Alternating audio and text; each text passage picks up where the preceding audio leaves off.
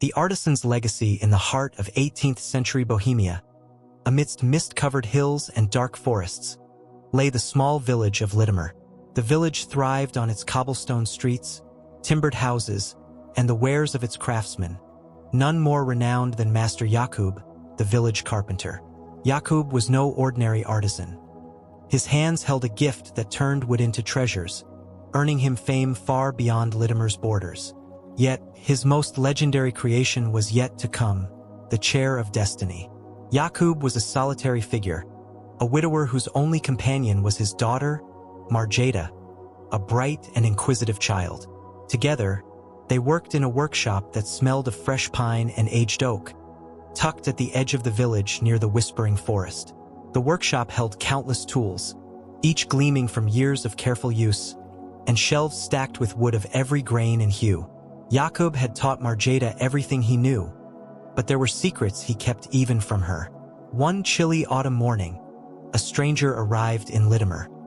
He was a tall, gaunt man with piercing green eyes and a black cloak that swirled like smoke. Introducing himself as Elias, he carried with him an ancient manuscript bound in cracked leather. Word of Elias' arrival spread quickly, and soon the villagers whispered tales of his otherworldly knowledge and peculiar aura. Elias sought Jakub, claiming he had traveled great distances to commission a unique piece, a chair that, according to the manuscript, could shape the fate of anyone who sat upon it. Jakub, though intrigued, hesitated. The manuscript's text, written in an archaic script, described rituals and symbols that unsettled him. "This is no ordinary task," he murmured to Elias. But the stranger's offer was irresistible. A chest of gold coins and a promise of glory for Jakub's name. Against his better judgment, Jakub accepted. The work began immediately. Jakub delved into the manuscript, deciphering its cryptic instructions. The chair had to be crafted from a rare wood found only in the depths of the forest. Jakub and Marjeta ventured into the woods, where the air grew colder and the trees towered like ancient sentinels. Deep within, they found the tree, its bark black as night, its leaves glinting like silver under the pale sun. Felling the tree was no easy task. As Jakub's axe bit into the wood, the forest seemed to shudder, and a low, mournful sound echoed through the trees. Marjeta, uneasy, begged her father to abandon the project, but Jakub was resolute. The wood was brought back to the workshop, where it seemed to hum faintly under his touch. The days turned into weeks, then months. Jakub's obsession with the chair grew. He worked tirelessly, carving intricate patterns into the wood, symbols that mirrored those in the manuscript. He studied the manuscript by candlelight late into the night, muttering to himself as the text seemed to reveal new secrets with each reading. Marjeta watched with growing concern as her father grew pale and withdrawn, his eyes shadowed with exhaustion. She began to suspect that the manuscript and the chair held a dark power, but Jakub dismissed her fears. The villagers, too, began to notice changes. Jakub, once jovial and kind, became irritable and secretive. Strange noises emanated from the workshop at odd hours, a low hum, whispers that seemed to come from the wood itself. Rumors spread that Jakub had made a pact with dark forces. Some claimed to have seen shadowy figures lurking near the workshop, their eyes glowing in the dark. Finally, the Chair of Destiny was complete. It was a masterpiece, its dark wood polished to a mirror-like sheen, the carvings almost alive with their intricate beauty. Elias returned, his green eyes gleaming with satisfaction. He paid Jakub handsomely and took the chair, but not before warning the carpenter. "This creation will bind you to its fate. Be wary of its power." Jakub's relief at completing the task was short-lived. That night, the dreams began. He saw visions of the chair, of people sitting upon it and their lives twisting in unimaginable ways. Some rose to greatness, while others fell into ruin. The dreams were vivid, almost prophetic, and left Jakub trembling and drenched in sweat. Then came the news. Elias had disappeared, and the chair was missing. Rumors spread of strange occurrences. A nobleman who rose from poverty overnight, a merchant who lost everything in the blink of an eye. The villagers, once in awe of Jakub, now eyed him with suspicion. They whispered that he had tampered with forces beyond mortal comprehension. Marjeta, determined to uncover the truth, began to investigate the manuscript in secret. She discovered hidden notes in the margins, written in a hand that was not her father's. The notes hinted at rituals, sacrifices, and a connection to an ancient order that sought to control fate itself. She confronted Jakub, who reluctantly admitted that he had ignored warnings within the manuscript, driven by pride and the promise of wealth. One stormy night, Jakub's worst fears were realized. The chair reappeared, placed ominously in the center of his workshop. How it had returned, he did not know. But as he stood before it, the carvings seemed to writhe, and a low hum filled the air. Marjeta, who had heard the noise, rushed in. She begged her father to destroy the chair, to end its curse. Jakub hesitated, torn between fear and fascination. Before he could decide, a knock came at the door. A traveler, drenched from the storm, sought shelter. He was drawn to the chair, and despite Jakub's protests, he sat upon it. The moment he did, the room seemed to darken, and the air grew heavy. The traveler's face contorted in pain and then froze in a mask of terror. He slumped forward, lifeless. Horrified, Jakub and Marjeta realized the truth.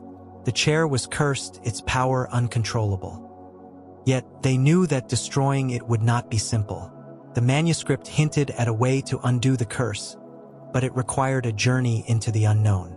The notes spoke of a relic, a counterpart to the chair, hidden in a distant land, capable of nullifying its power. With the chair's curse looming over them, Jakub and Marjeta prepared to leave Litimer. Their quest would take them to distant lands, where ancient secrets and unimaginable dangers awaited. As they departed, the villagers watched in silence, their faces etched with fear and uncertainty. Thunder rumbled in the distance, and the chair of destiny sat alone in the workshop, its carvings glowing faintly in the dark. The wanderer's trial the road out of Litimer was fraught with shadows, the storm overhead growling like a restless beast. Jakub and Marjeta trudged onward, their belongings packed tightly into a single handcart. With each step, the village grew smaller behind them, swallowed by the mists. Ahead lay an uncertain path, one that would test their resolve and their faith in each other. The first leg of their journey led them to Kralson, a bustling town that lay at the crossroads of trade routes. Here, they sought information about the relic mentioned in the manuscript. Jakub, though weary, managed to barter for a night's lodging at a cramped inn.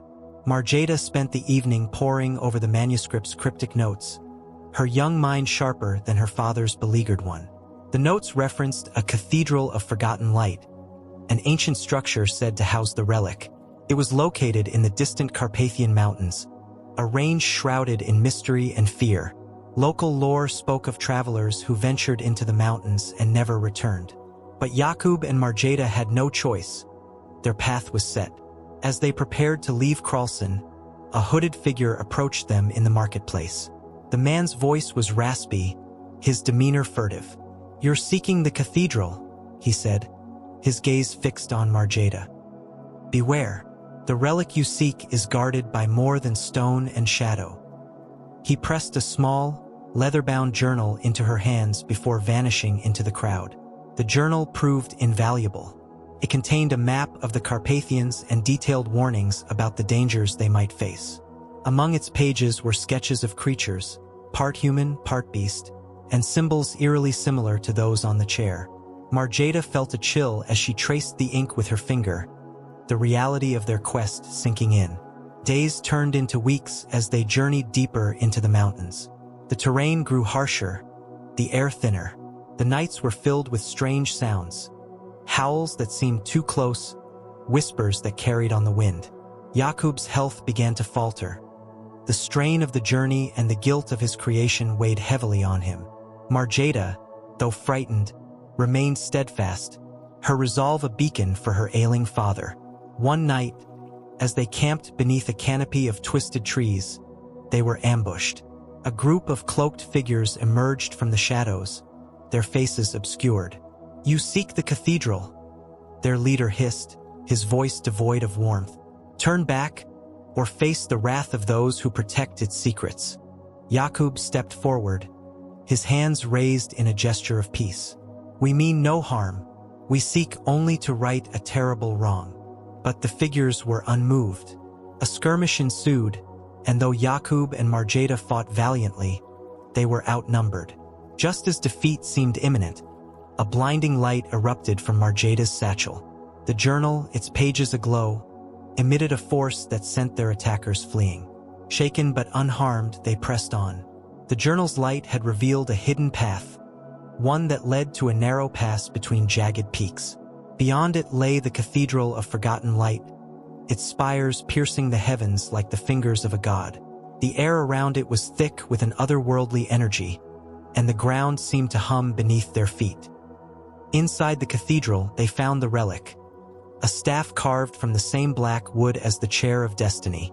But as Marjeta reached for it, the ground trembled, and a deep voice echoed through the chamber. Who dares disturb my sanctuary? The final choice. The air inside the cathedral grew impossibly heavy, as though the weight of centuries bore down upon Jakub and Marjeta. The voice, deep and resonant, seemed to emanate from every corner of the vast chamber. Shadows gathered, coalescing into a towering figure cloaked in robes of shifting darkness. Its face was obscured, but its eyes burned with an intense, golden light.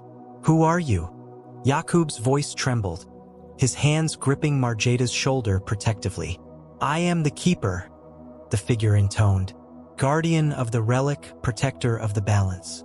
Your presence here speaks of desperation and folly. Marjeta, though frightened, stepped forward. We seek to destroy the chair of destiny. It has brought nothing but misery. Please, let us take the relic. The keeper's gaze bore into her, unyielding. The chair was not meant to be a tool for mortal hands. Its creation was a violation, a theft of power beyond comprehension. And now you seek to undo what cannot be undone. Jakub fell to his knees.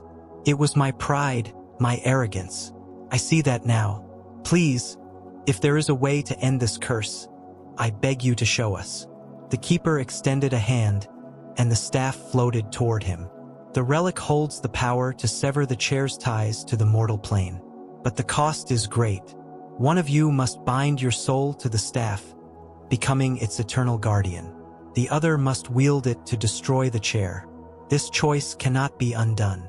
A heavy silence filled the cathedral. Jakub looked at Marjeta, his eyes filled with anguish. I cannot ask you to bear this burden, he said. This is my sin to atone for.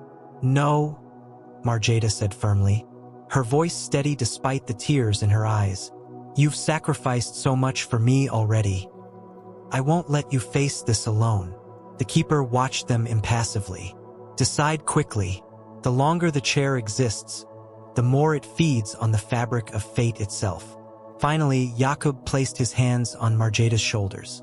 You have a life ahead of you, my child. I've lived mine. Let me do this.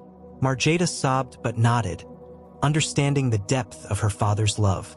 The keeper raised the staff, and Jakub stepped forward, his face resolute. I am ready, he said. The transformation was instantaneous.